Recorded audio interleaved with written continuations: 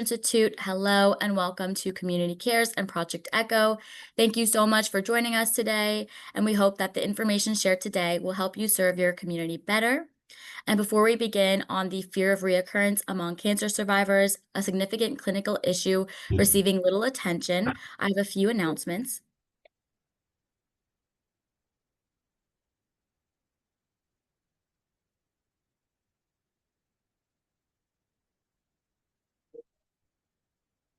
So this is just a quick disclaimer that the information contained in this presentation is not substitute for medical consultation, and a physician should always be consulted for any health problems or medical conditions. So today's agenda, we're going to do a Project Echo series overview, go through introductions, do the actual presentation, a case study, which is actually going to be a little bit different today. It's going to be in the form of a panel, and then we're going to do a Q&A at the end. So a little bit about Project Echo. The Rutgers Cancer Institute became a Project Echo hub in 2021. Project Echo is a movement to demonopolize knowledge and amplify local capacity to provide best practice care for undeserved people all over the world.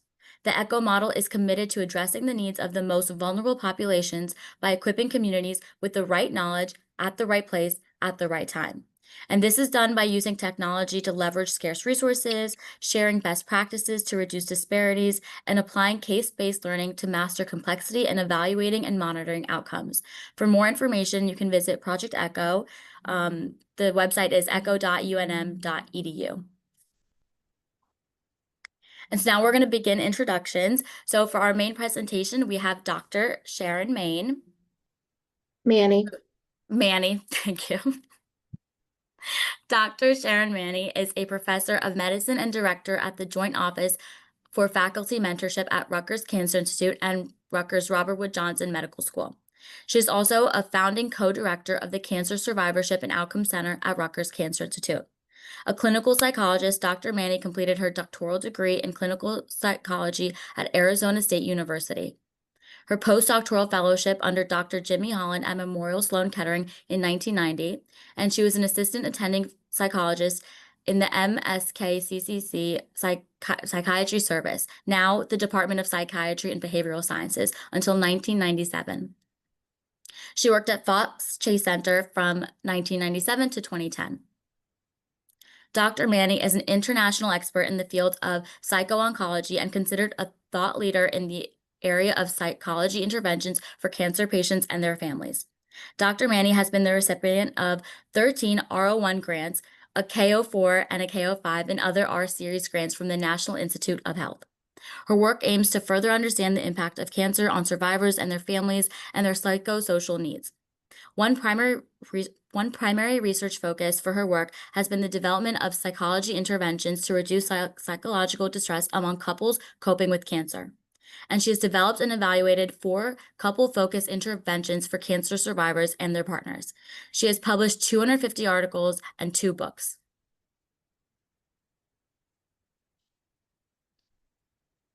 And now our panelists. We have Dorinda D. Sparaccio. Dee was diagnosed with stage 3 ovarian cancer in 2005. Encouraged by her gynecological oncologist at the Rutgers Cancer Institute, she became an ovarian cancer advocate. She shares information about ovarian cancer on her blog, Women of Teal, on Twitter, also X. In 2013, she collaborated with another ovarian cancer advocate and founded the hashtag GYNCSM, the Gynecological Cancer Social Media Twitter community, a chat for those impacted by gynecological cancers. She co-authored the 3rd and 4th edition of the book, 100 Questions and Answers About Ovarian Cancer. She has served as a patient advocate on ASCO and SGO committees, the NCI Ovarian Cancer Task Force, and the boards of ovarian cancer nonprofits, as well as the Scientific Review Board and Community Cancer Action Board at the Rutgers Cancer Institute. She lives in New Jersey with her husband and former agility dog, Amber. And then we have Yakima Deloach, a relentless advocate, entrepreneur, keynote speaker, and author whose tenacity and resilience mirrors that of a phoenix, rising, reinventing, and soaring higher with every challenge.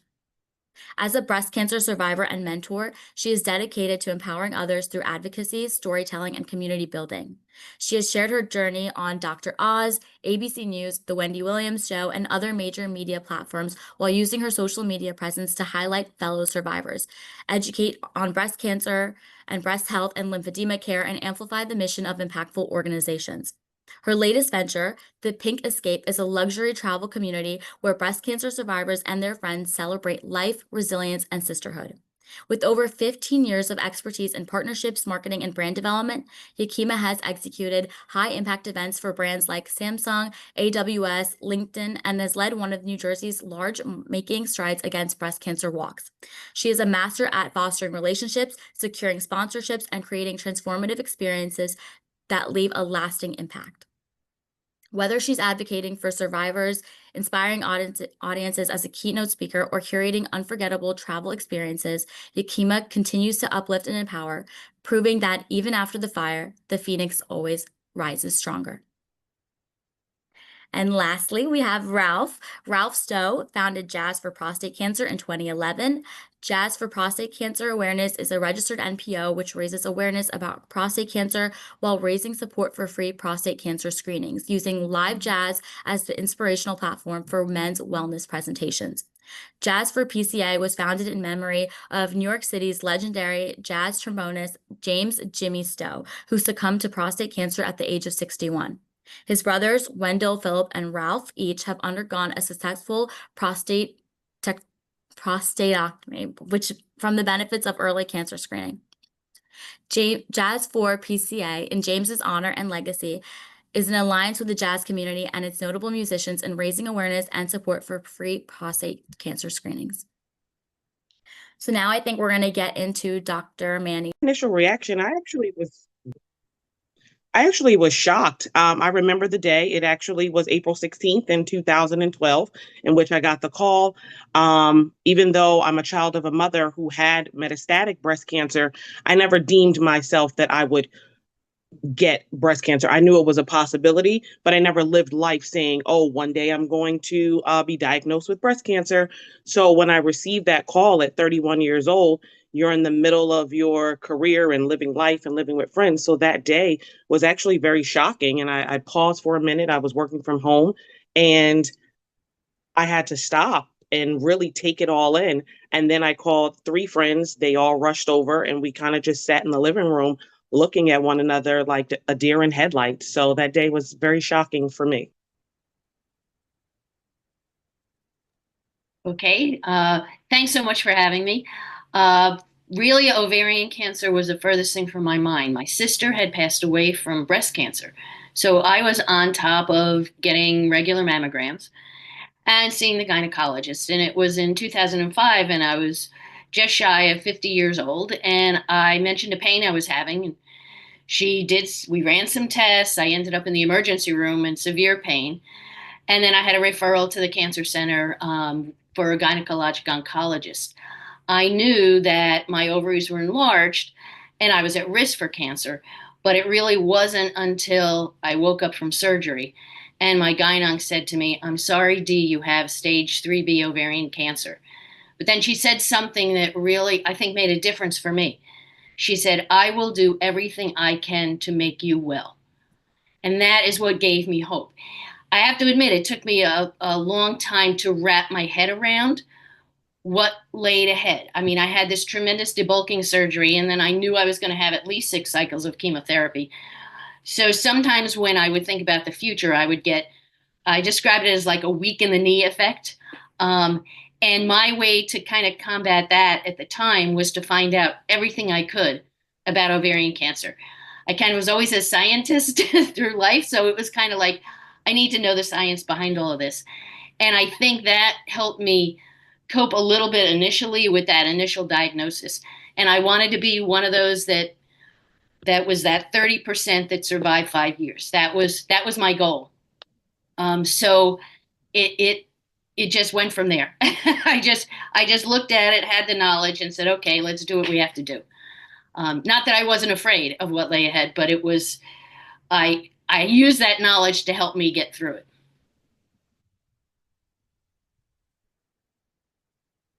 I guess it's my turn. Hi everybody, Ralph Stell here. Um, the first time I heard my diagnosis mentioned to me, uh, I was in denial. I didn't know what prostate cancer was, and I didn't know.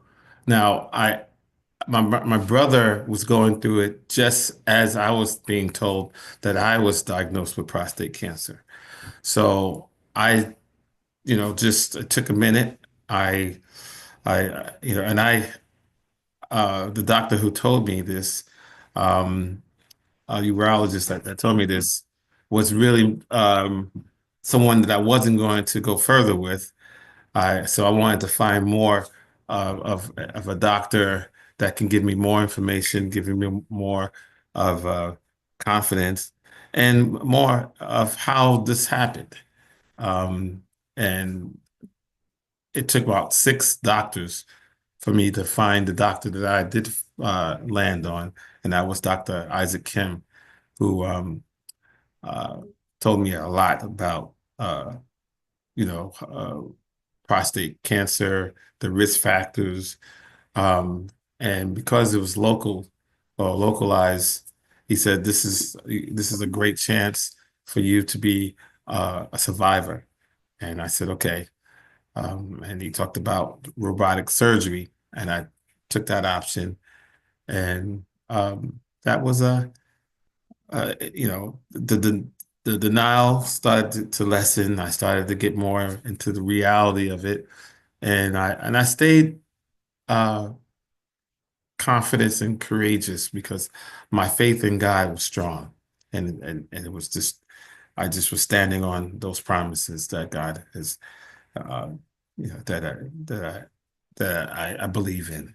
So it was that, and that's how I got through. Thank you guys so much for sharing that. We can move on to our next question, and if you have questions for the panelists, please feel free to put it in the chat. So the second question that I have for you all, what do you wish you knew then that you know now about your cancer experience? We'll begin with Yakima. So that's actually a fully loaded question. It's a great question, though. I wish I knew. I think for me, the hardest part is after it was all done, right? I had this passion to live, this passion to fight during the process. You knew that you were going to go to chemo and radiation, your surgeries, everything was outlined for you, right? But after it's all done, and that's why I appreciate Dr. Manny's research with survivorship and coping with your diagnosis after it's all done. Because when you're in the process, you're fighting. You're fighting for your life. You have this passion to live. And then for me, I also wanted to help other survivors along the way during their fight and not to give up, to really stay strong in your faith, stay rooted in hope, and really push forward. But it's like after it's done, where do you go? How do you accept all of your scars? How do you learn to live your new life, your new normal? Because you're no longer the same person that you were when you heard those words, I have cancer or you have cancer. So you're not the same person. So it's really accepting your new normal. If you've had surgeries and now you have scars, accepting those scars and really trying to move forward in life. So I wish I knew a little bit more about navigating life after cancer. Whereas I created my own life after cancer, but I wish I was guided a little bit more. Well, it is a great question, and I could just say ditto. Um, I'll add a few things. Um, I did wish I did wish that I had more knowledge of the time to recover after having treatment. Okay, there were times I felt like I was a rudderless ship when I went in and I finished my 9th chemo, and they said, "Okay, I'll see you in a month." And it's like, I've seen you for months, almost weekly, and now I'm not going to see you for a month. Like, how do I handle this? You know that you're going to lose your hair.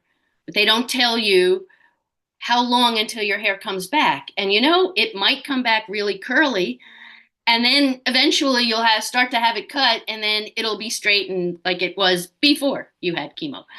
I had neuropathy in my toes that I still have. And I learned kind of myself that I need to have a shoe that has a nice round toe box, I think is what they're called. And that in the wintertime, I need to wear Uggs when I go out because the cold makes my toes hurt more. I knew I would be fatigued, and probably about 6 months after I finished treatment, I started working again. I was a teacher at the time. I would come home every day at 3:30 and have to take a nap for an hour and a half. But then I could still sleep when I went to bed at like 10. So you don't realize the amount of fatigue that stays with you for such a long period of time. But I guess the hardest part was I had issues with word recall, chemo brain. I could describe something. I would say, the frozen stuff that hangs off of gutters. And it's an icicle. I could not find the word icicle. I would say that white stuff that's not sweet that you put in your cake to make your cake mix. I couldn't remember flour. So that was I think the hardest. I learned kind of to cope with that. I couldn't multitask. If I multitasked, nothing would come out the right way. So I would have to force myself to concentrate on one thing at a time. And you know what? That made me impatient with myself. Okay, so I assumed I could bounce back quicker because I was still relatively young. I was diagnosed at a young age for an ovarian cancer diagnosis. So the other thing I think I learned was to be more honest with myself and with my doctors and my family, that I needed to share a little bit more about my feelings and how I felt. And because sometimes I would just be angry and I couldn't describe it. And then eventually I realized, well, I was angry because I wasn't able to do things that I could do before. So I needed to explain to my family, hey, I'm not, really coming down on you that hard because, I don't like you anymore. It's like, I really don't know how to cope with this. And the feeling of vulnerability, actually the hashtag GynCSM community worked with some researchers at the University of Pittsburgh. And we talked about the needs of women with ovarian cancer. And one of the top responses was the fact that women who were diagnosed with ovarian cancer felt most vulnerable, not during treatment, but after treatment was done. And again, you hope that there would be no recurrence. So you're dealing with trying to get back to normal and then not really sure what the future holds. And for me, what would I do different? Um, n- Almost nothing. I liked how I investigated once I got the diagnosis. I investigated. I stayed as calm as I could. I was getting out of the denial stage, and I was just simply saying, okay, I got to know what my body's going through. What does this cancer mean? Um, and going through meeting all those doctors. I went through 6 doctors, and I too was young. I was 46 years old when I was diagnosed. So I felt like I was alone at the time in that age, because I didn't look like I was sick, but I had prostate cancer, but it was localized. So learning. I would have done the same thing. And now that I became an advocate, I don't even call myself a survivor. I call myself a conqueror because I think it's a mindset.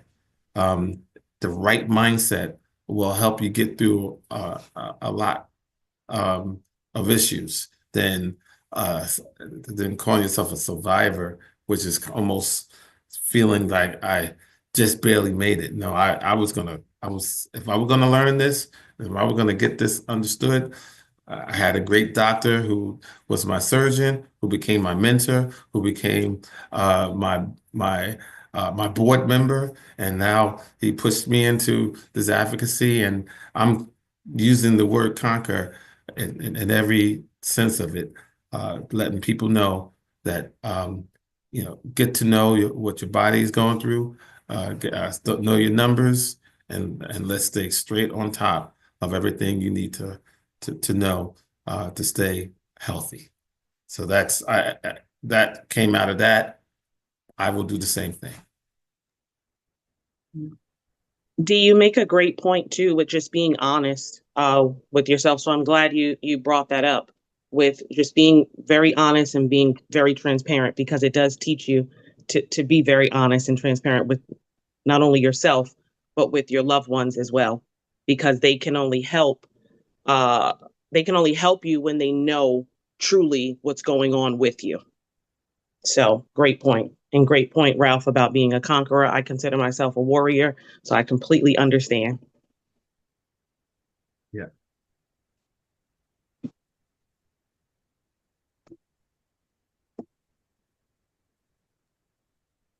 All right, our third question. Can you share your experience with the fear of reoccurrence and how you've managed or coped with it throughout your survivorship? Okay, I'll go.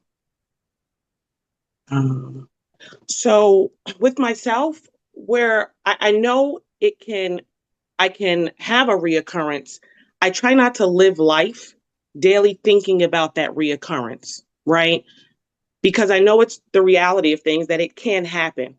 But if I'm going to move forward in life and really thrive, not just survive, as Ralph had mentioned, if I'm truly going to thrive in life, thrive in the advocacy work that I'm doing, thrive in the work that I'm doing with my career, and really help others and be that beam of light for others, I can't think about the reoccurrence. The reoccurrence will hold you back from thriving. And whereas like I said, we all know it's a reality, we do. I really don't think about it until those scans, until I'm, at my cancer center with the doctors, or if I feel something that I think might lead to a reoccurrence. But on a daily basis, I'm trying to thrive and I'm trying to really live life. Like we get one life and we have to live it to the best of our abilities. And that's what I'm really trying to do. It's not easy. I'm not going to say it's easy, but it's something that I really do make an effort to do on a daily basis.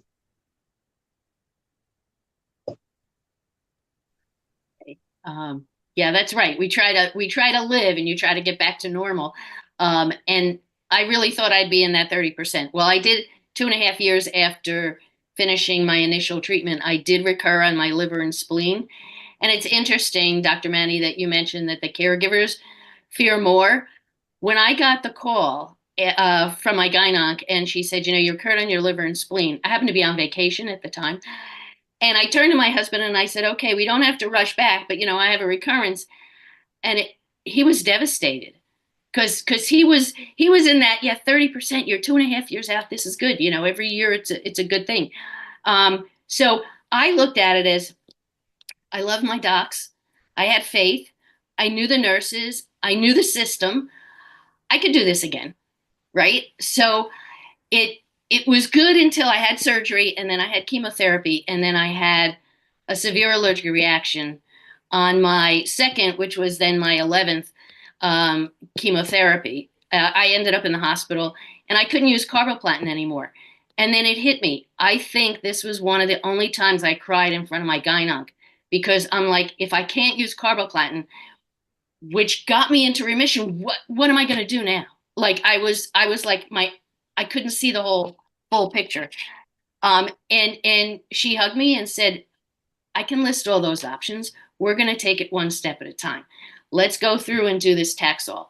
Okay, just Taxol. So that kind of threw me for a loop. And then I finished that, and I was no evidence of disease. And then I had read because I was reading all this stuff that once you have a recurrence, the next recurrence happens sooner, at least in ovarian cancer. That's the experience. So it was tough when I finished, even harder, I think, than the finishing the first time, because now this fear was even larger in my mind. So when it got closer to 2 years after finishing the recurrence treatment, things kind of took a turn. And I think it was also because I was in a support group and we lost 3 women to ovarian cancer in 6 months. And that's when I talked to our social worker at the time, Julie. We used to call her Julie 911. And I said, I can't do once a month meetings. I need more. And she's the one who said, okay, she goes, here's a list. It's 3 or 4 therapists who deal with people who have cancer and handling fear of recurrence and just living with the fact that you had cancer. And I started seeing a therapist, and it was really a life changer, because she kind of helped me put things in perspective and said, you're doing all you can for yourself. If you eat healthy, you exercise, your doctor is following you on the acceptable schedule, you're going in and you're doing those follow-up visits, you're not ignoring symptoms that you have, go and live your life. And it was really the best advice I could have gotten, because it really helped me get through the next couple of years. And although, because I said I would be honest, it's going to be 20 years in July since my diagnosis. And when I know for a fact that come September, when I still see my advanced practice nurse and I have to go for my CA 125, and then I have to go in to see her, those 2 weeks will just kind of shift me back to, oh my goodness, what's in store for me. And then once I'm done with that, it's like, okay, good, I can go for another year, but I still have those same fears. To actually help me handle that, I love being outside. I love taking long walks. I love walking with my dog. I started painting after I was diagnosed, because you couldn't go out when I was initially diagnosed. You were too tired. And it took my mind off of things. I just started doing some watercolor and acrylic painting. So, and I pray, and I'm grateful every day. So thanks. I have to echo what Dee does. Pray. And I stay on, I read God's word. I stand on his promises. So the question is, how do I can I share my experience with the fear of reoccurrence? Well, I didn't think I was going to get a reoccurrence. Once I had my operation to remove my prostate, where the cancer and everything was found, they just monitored for me throughout the year. Every month, I visit my doctor, and he, would say, no,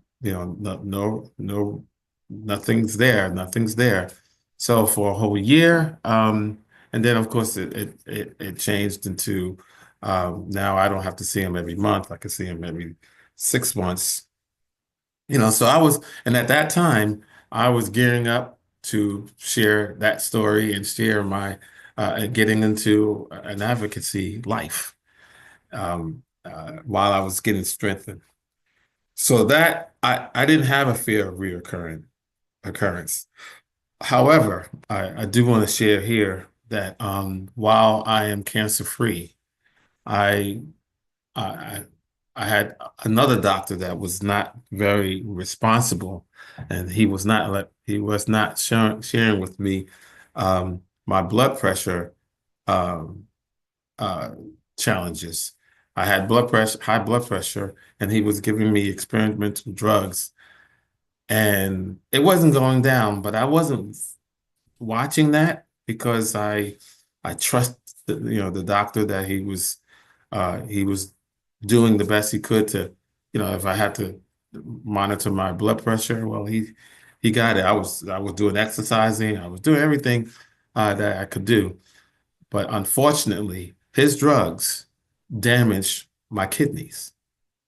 And now I'm on dialysis because of that. So I don't talk about reoccurrence. I talk about how I have to be on top of a lot of other things that can happen while I'm cancer free. And unfortunately, being on dialysis is something that I did not want to deal with. I didn't think I was going to deal with it. And today I'm on a list waiting for a kidney. And it's, I stay strong, still do what I have to do. I still advocate for prostate cancer. And but my job now is to stay strong to do that job. And sometimes being on dialysis, it can weaken you. You have watch your diet. So it wasn't the fear of reoccurrence. It was now being aware of other things that can go wrong. And that's what I'm dealing with now today.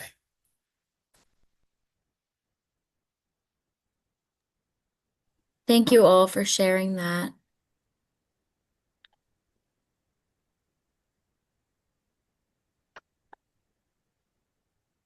Yes, we're all praying that you find a kidney soon. I don't know if you can see the chat, Ralph.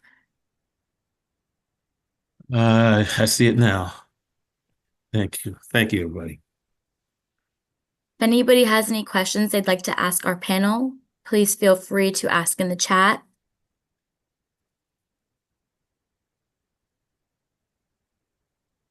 Or if you want to unmute to ask your question. Panel, are there any observations or anything you thought of while you were talking or while you were listening to your colleagues speak that may be an observation you made that you'd like to share with the group?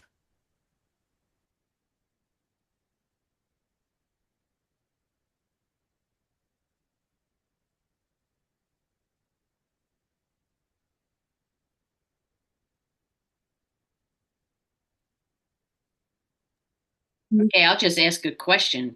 So now that we know that there's all these fears and we can learn to cope, how do we get that to the patients that need that information, right? It's great that there's these studies done and this group can make a difference though in saying, okay, we now know that patients are really concerned after treatment's over and we've got the what are the side effects of the chemos that you're getting and how you're going to feel and you sign the consent.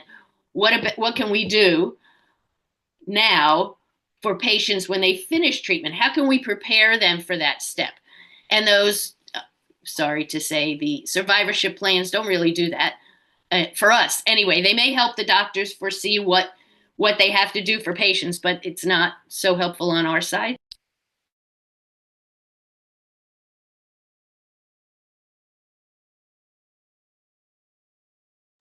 I think that's an excellent question. I actually agree with you. I don't think it's assessed. It is, roughly part of the problem list. But I think because fear of recurrence is so prevalent, it should be something that is assessed. And that's always the first step, right? That, to get people to ask the survivorship care coordinator or, the oncologist, if they're still seeing them, to ask, especially around times when people come in for scans, because it's going to happen then. So you're going to hear it more naturally. It doesn't seem so intrusive. But it like most psychological interventions, I think they need to be trained into social work, and also into the survivorship team or the doctor seeing them. I agree with you. What everyone's saying for their ways of coping are really great ways of coping, which is finding meaning, right? Value, something to motivate you in your life that gives your life meaning, whether it be religion or advocacy, or walking in the park with your dog. These are things that are meaningful, and they are really strong coping mechanisms. Things that I told you are things that people that have like more clinical intrusions, like they just can't manage their daily life. And it can be very crippling for people, right? Especially people with a lot of other symptoms that are prompting them to think about it. Like neuropathy is one of those things you're like, oh, but I do feel like it's a great question. And that's always the translation issue from research to practice. I do think, though, asking is the very first thing, and then normalizing the fear. The better person to do that is the oncologist or the nurse.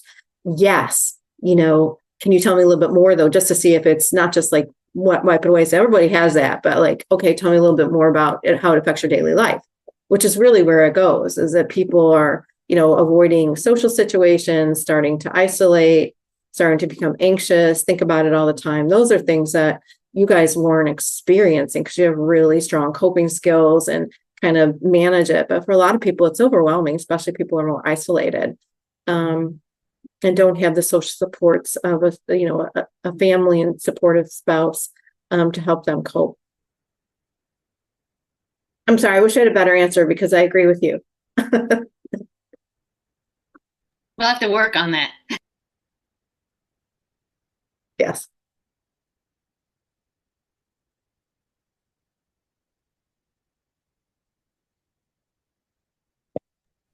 Thank you, everyone, for attending today's session.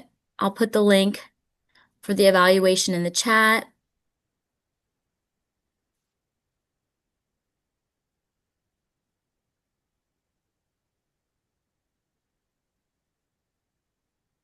Thank you to our speakers, our panelists. It was a wonderful session. And if you want to access the slides from our panelists, because they sent over a few slides introducing themselves, talking about their organization, their work, join our Mighty Networks community. We'll be posting everything there. If you have more questions about this session, you can ask over there. If you have resources to share, you can ask on Mighty Networks. And join us on May 20th. We're going to have another session on survivorship centers. Thank you all. Thank you. Thank you. Thanks. Have a good rest of the day. Thank you. Have a good one. Have a great day, everyone. Hey, be blessed, everyone.